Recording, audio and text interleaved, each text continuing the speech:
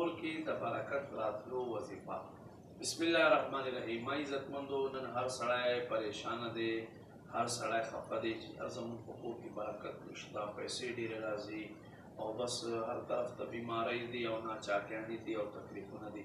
نو کور کې برکت راتلو دپاره وظیفه د الله او د الله رسول صلی الله علیه و آله وسلم په برکت کلام سره الله محبوب صلی الله علیه و آله وسلم فرمایي کله هم چې تاسو کور ته رادننګېږئ نو سلام اچوئ کور والو باندې. دې سره به ستاسو په کور کې برکت وي. یو صحابي تپوس قربان که بیا کور کې څوک نه وي، نبي علیه السلام وفرمایل تاسو بیا سلام اچوئ او بیا په ما باندې درود شریف وایئ. سلام اچوئ په ما باندې درود شریف وایئ. نو تاسو صرف یوه هفته دا عمل وکړئ زما ورونو، کور ته رادننه کېږئ السلام علیکم ورحمت الله وبرکاته.